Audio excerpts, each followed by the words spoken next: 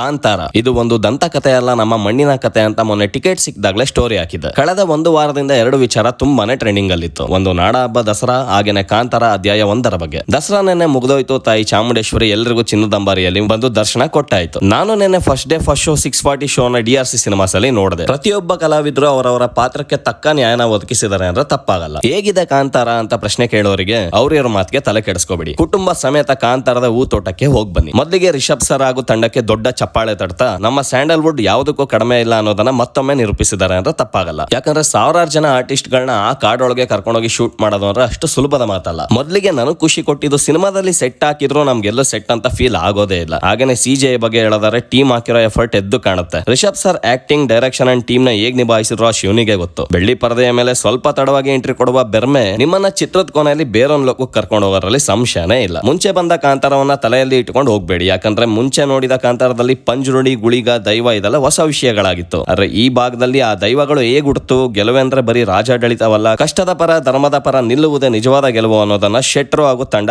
ಎತ್ತಿ ಹಿಡಿದಿದ್ದಾರೆ. ಅಜನೀಶ್ ಸರ್ ಬಗ್ಗೆ ಹೇಳೋದಕ್ಕೆ ಪದಗಳೇ ಸಾಲಲ್ಲ. ಥ್ರಿಲ್ಲಿಂಗ್ ದೃಶ್ಯಗಳಿಗೆ ಇವರ ಸಂಗೀತ ಸೇರಿದಾಗ್ಲೇ ನಮ್ಮಲ್ಲಿರೋ ಭಕ್ತಿ ಭಾವ ಉಕ್ಕಿ ಹರಿಯೋದು. ಒಟ್ಟಾರೆ ಹೇಳೋದಾದ್ರೆ ಕಾಂತಾರ ನಿಮ್ಗೆ ಗೂಸ್ ಬಾಂಬ್ಸ್ ಕೊಡೋದ್ರಲ್ಲಿ ಡೌಟೇ ಇಲ್ಲ. ಇವತ್ತೇ ನಿಮ್ಮ ಕುಟುಂಬದ ಜೊತೆ ಚಿತ್ರಮಂದಿರದಲ್ಲಿ ಈ ಚಿತ್ರನ ನೋಡಿ. ನೀವು ಮೂವಿನ ಆಲ್ರೆಡಿ ನೋಡಿದ್ರೆ ನಿಮ್ಗೆ ಅನಿಸ್ತು ಅಂತ ಕಮೆಂಟ್ ಅಲ್ಲಿ ತಿಳಿಸಿ. ಇದೇ ರೀತಿ ಇನ್ಫಾರ್ಮೇಟಿವ್ ವಿಡಿಯೋಸ್ಗೆ ಗುಡ್ ಫುಡ್ ಮೈಸೂರು ಪೇಜ್ ನ ಫಾಲೋ ಮಾಡಿ, ಶೇರ್ ಮಾಡಿ, ಸಪೋರ್ಟ್